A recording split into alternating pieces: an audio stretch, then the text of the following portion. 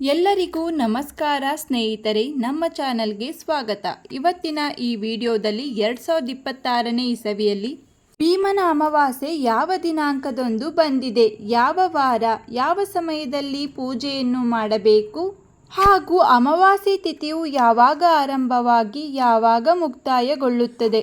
ಭೀಮನ ಅಮಾವಾಸ್ಯೆಯ ಬಗ್ಗೆ ಸಂಪೂರ್ಣ ಮಾಹಿತಿಯನ್ನು ಇವತ್ತಿನ ಈ ವಿಡಿಯೋ ಮೂಲಕ ತಿಳಿದುಕೊಳ್ಳೋಣ ಸ್ನೇಹಿತರೆ, ಪತಿಯ ಆಯುಷ್ಯ ಅಭಿವೃದ್ಧಿಗೋಸ್ಕರ ಮಾಡುವಂತಹ ವ್ರತವೇ ಈ ಭೀಮನ ಅಮಾವಾಸ್ಯೆ ಅಥವಾ ಜ್ಯೋತಿರ್ಭೀಮೇಶ್ವರ ವ್ರತ. ಎಷ್ಟೊಂದು ಜನ ಭೀಮನ ಅಮಾವಾಸ್ಯೆ ಎಂದರೆ ಬರೀ ಪತಿಯ ಪಾದ ಪೂಜೆ ಮಾಡುವುದು ಮಾತ್ರ ಎಂದು ತಿಳಿದುಕೊಂಡಿರುತ್ತೇವೆ. ಆದರೆ ನಿಜವಾಗಲೂ ಭೀಮನ ಅಮಾವಾಸ್ಯೆ ಸಂಪೂರ್ಣವಾಗುವುದು ಜ್ಯೋತಿರ್ಭೀಮೇಶ್ವರ ವ್ರತವನ್ನು ಆಚರಣೆ ಮಾಡಿದಾಗ ಯಾವ ರೀತಿ ವ್ರತವನ್ನು ಮಾಡಬೇಕು ಎಂದು ಸಂಪೂರ್ಣ ಮಾಹಿತಿಯನ್ನು ನಾನು ಇವತ್ತಿನ ಈ ವಿಡಿಯೋ ಮೂಲಕ ನಿಮಗೆ ತಿಳಿಸಿಕೊಡುತ್ತೇನೆ. ಮೊದಲಿಗೆ ಭೀಮನ ಅಮಾವಾಸ್ಯೆಯು ಯಾವ ದಿನಾಂಕದಂದು ಬಂದಿದೆ, ಹಾಗೆ ಯಾವ ಸಮಯದಲ್ಲಿ ಪೂಜೆಯನ್ನು ಮಾಡಬೇಕೆಂದು ತಿಳಿಸಿಕೊಡುತ್ತೇನೆ. ಶ್ರಾವಣ ಮಾಸ ಆರಂಭವಾಗುವ ಮೊದಲೇ ಬರುವ ಅಮಾವಾಸ್ಯೆಯನ್ನು ಭೀಮನ ಅಮಾವಾಸ್ಯೆ ಅಥವಾ ಶ್ರಾವಣ ಅಮಾವಾಸ್ಯೆ ಎಂದು ಕರೆಯುತ್ತೇವೆ. ಬಹಳ ವಿಶೇಷವಾದ ಅಮಾವಾಸ್ಯೆ ಇದು. ಬಹಳ ಶಕ್ತಿಯುತವಾದ ಅಮಾವಾಸ್ಯೆ ಎಂದು ಕೂಡ ಹೇಳಬಹುದು. ಶ್ರಾವಣ ಅಮಾವಾಸ್ಯೆಯನ್ನು ಪತಿಯ ಆಯುಷ್ಯ ಅಭಿವೃದ್ಧಿಗೋಸ್ಕರ ಅವರ ಆರೋಗ್ಯ ಎಲ್ಲವೂ ವೃದ್ಧಿಯಾಗಲಿ ಎಂದು ಜ್ಯೋತಿರ್ಭೀಮೇಶ್ವರ ವ್ರತವನ್ನು ಮಾಡಿ ಪೂಜೆ ಮಾಡಿ ಪತ್ನಿಯು ಶಿವ ಪಾರ್ವತಿಯರನ್ನು ಬೇಡಿಕೊಳ್ಳುವ ವ್ರತವಾಗಿದೆ. ಶಿವ ಪಾರ್ವತಿಯರ ಆಶೀರ್ವಾದವನ್ನು ದಂಪತಿಗಳು ಪಡೆದುಕೊಳ್ಳುತ್ತಾರೆ. ಈ ಭೀಮನ ಅಮಾವಾಸ್ಯೆಯು ಅಥವಾ ಜ್ಯೋತಿರ್ಭೀಮೇಶ್ವರ ವ್ರತವು ಈ ವರ್ಷ ಯಾವ ದಿನಾಂಕದಂದು ಬಂದಿದೆ ಎಂದು ತಿಳಿದುಕೊಳ್ಳೋಣ. ಭೀಮನ ಅಮಾವಾಸ್ಯೆಯು ಆಗಸ್ಟ್ 12ನೇ ತಾರೀಕು 2026ರಂದು ಬುಧವಾರದ ದಿನ ಆಚರಣೆ ಮಾಡುತ್ತೇವೆ. ಅಮಾವಾಸ್ಯೆ ತಿಥಿಯು ಆರಂಭವಾಗುವುದು ಆಗಸ್ಟ್ 12ನೇ ತಾರೀಕು 2026ರ ಬೆಳಗಿನ ಜಾವ 1:53 ಪ್ರಾರಂಭವಾಗುತ್ತದೆ. ಅಮಾವಾಸ್ಯೆ ತಿಥಿ ಮುಕ್ತಾಯಗೊಳ್ಳುವುದು ಆಗಸ್ಟ್ 12ನೇ ತಾರೀಕು 2026ರ ರಾತ್ರಿ 11:06 ಮುಕ್ತಾಯಗೊಳ್ಳುತ್ತದೆ. ಬುಧವಾರದ ದಿನದಂದು ಅಮಾವಾಸ್ಯೆ ತಿಥಿಯು ಪೂರ್ಣವಾಗಿದ್ದು ಈ ದಿನದಂದು ನಾವು ಜ್ಯೋತಿರ್ಭೀಮೇಶ್ವರ ವ್ರತವನ್ನು ಆಚರಣೆ ಮಾಡುತ್ತೇವೆ. ಈ ದಿನದಂದು ಪೂರ್ತಿಯಾಗಿ ಅಮಾವಾಸ್ಯೆ ತಿಥಿ ಇರುವುದರಿಂದ ನೀವು ಬೆಳಿಗ್ಗೆಯಿಂದ ಸಂಜೆಯವರೆಗೂ ಯಾವ ಸಮಯದಲ್ಲಿ ಬೇಕಾದರೂ ಪೂಜೆಯನ್ನು ಮಾಡಬಹುದು. ಬೆಳಿಗ್ಗೆ ಬ್ರಾಹ್ಮಿ ಮುಹೂರ್ತದಲ್ಲಿ ಪೂಜೆಯನ್ನು ಮಾಡಬಹುದು ಅಥವಾ ಗೋಧೂಳಿ ಸಮಯದಲ್ಲೂ ಸಹ ಪೂಜೆಯನ್ನು ಮಾಡಬಹುದು. ರಾಹುಕಾಲ ಸಮಯವೊಂದನ್ನು ಬಿಟ್ಟು ಇನ್ನು ಉಳಿದ ಸಮಯದಲ್ಲಿ ದಿನಪೂರ್ತಿ ಪೂಜೆಯನ್ನು ಮಾಡಬಹುದು. ದಿನದಲ್ಲಿ ಯಾವ ಸಮಯದಲ್ಲಿ ಪೂಜೆ ಮಾಡಿದರೂ ತೊಂದರೆ ಇಲ್ಲ.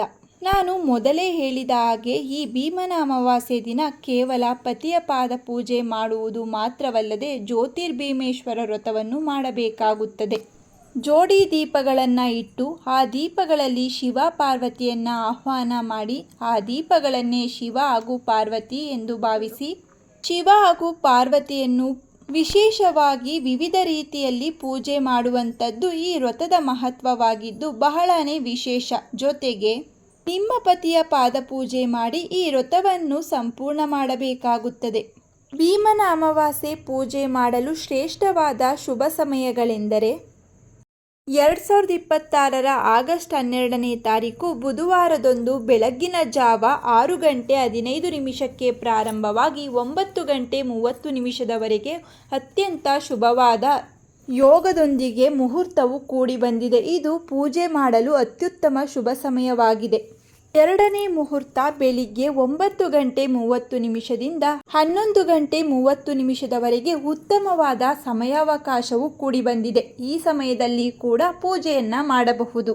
ಸಂಜೆಯ ಸಮಯ ಪ್ರದೋಷ ಕಾಲ ಎಂದರೆ 5:45ದಿಂದ 7:15 ಶುಭ ಸಮಯವಿರುತ್ತದೆ. ಈ ಸಮಯದಲ್ಲಿ ಪೂಜೆಯನ್ನು ಮಾಡಿದರೆ ಅತ್ಯುತ್ತಮ ಫಲ ದೊರೆಯುತ್ತದೆ. ಭೀಮನ ಅಮಾವಾಸ್ಯೆ ಅಥವಾ ಜ್ಯೋತಿರ್ಭೀಮೇಶ್ವರ ವ್ರತವನ್ನು ಮದುವೆಯಾಗಿರುವ ಹೆಣ್ಣು ಮಕ್ಕಳು ತಮ್ಮ ಗಂಡನ ಆಯುಷ್ಯ ಅಭಿವೃದ್ಧಿಗೋಸ್ಕರ ಆಚರಣೆ ಮಾಡುತ್ತೇವೆ. ಮದುವೆಯಾಗದ ಹೆಣ್ಣು ಮಕ್ಕಳು ಅಥವಾ ಕನ್ಯೆಯರು ತಮಗೆ ಉತ್ತಮವಾದ ಸಕಲ ಗುಣ ಸಂಪನ್ನನಾದ ದೀರ್ಘಾಯುಷಿಯಾಗಿರುವ ಯೋಗ್ಯ ಪತಿ ಪ್ರಾಪ್ತಿಗಾಗಿ ಈ ಭೀಮೇಶ್ವರ ವ್ರತವನ್ನು ಆಚರಣೆ ಮಾಡುತ್ತೇವೆ. ಭೀಮನ ಅಮಾವಾಸ್ಯೆ ತಿಥಿಯು ಪುಷ್ಯ ನಕ್ಷತ್ರದೊಂದಿಗೆ ಕೂಡಿ ಬರುತ್ತದೆ. ಅದಕ್ಕಾಗಿ ಈ ದಿನದಂದು ಪೂಜೆ ಮಾಡಲು ತುಂಬ ಶುಭ ಸಮಯವಾಗಿದೆ.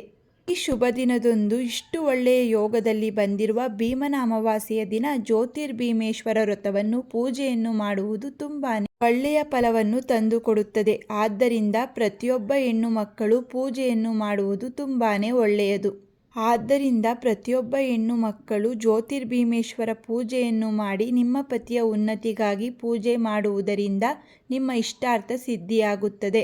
ಸ್ನೇಹಿತರೆ, ಇವತ್ತಿನ ಈ ವಿಡಿಯೋದಲ್ಲಿ 2026ನೇ ಇಸವಿಯಲ್ಲಿ ಯಾವ ದಿನಾಂಕದಂದು ಜ್ಯೋತಿರ್ಭೀಮೇಶ್ವರ ಅಮಾವಾಸ್ಯೆಯು ಬಂದಿದೆ, ಯಾವ ವಾರ ಬಂದಿದೆ, ಯಾವಾಗ ಆಚರಣೆ ಮಾಡಬೇಕು, ಪೂಜೆ ಮಾಡಲು ಶುಭ ಸಮಯಗಳು ಯಾವುವು, ಅಮಾವಾಸ್ಯೆ ತಿಥಿಯು ಯಾವಾಗ ಆರಂಭವಾಗುತ್ತದೆ, ಯಾವಾಗ ಅಂತ್ಯಗೊಳ್ಳುತ್ತದೆ, ಪೂಜಾ ವಿಧಾನದ ಬಗ್ಗೆ ಸಂಪೂರ್ಣ ಮಾಹಿತಿಯನ್ನು ಇವತ್ತಿನ ಈ ವಿಡಿಯೋ ಮೂಲಕ ತಿಳಿಸಿದ್ದೇವೆ. ಸ್ನೇಹಿತರೆ, ಇವತ್ತಿನ ಈ ಮಾಹಿತಿ ನಿಮಗೆ ಇಷ್ಟವಾಗಿದ್ದಲ್ಲಿ ಈ ವಿಡಿಯೋವನ್ನು ಲೈಕ್ ಮಾಡಿ, ಹಾಗೆ ನಿಮ್ಮ ಫ್ಯಾಮಿಲಿ ಮತ್ತು ಫ್ರೆಂಡ್ಗೆ ಶೇರ್ ಮಾಡಿ. ಇದೇ ರೀತಿಯ ಮತ್ತಷ್ಟು ಮಾಹಿತಿಗಾಗಿ ನಮ್ಮ ಚಾನಲನ್ನು ಸಬ್ಸ್ಕ್ರೈಬ್ ಮಾಡಿಕೊಳ್ಳಿ. ಮತ್ತೆ ಸಿಗೋಣ ಮತ್ತೊಂದು ಮಾಹಿತಿಯ ಮೂಲಕ. ಎಲ್ಲರಿಗೂ ಧನ್ಯವಾದಗಳು.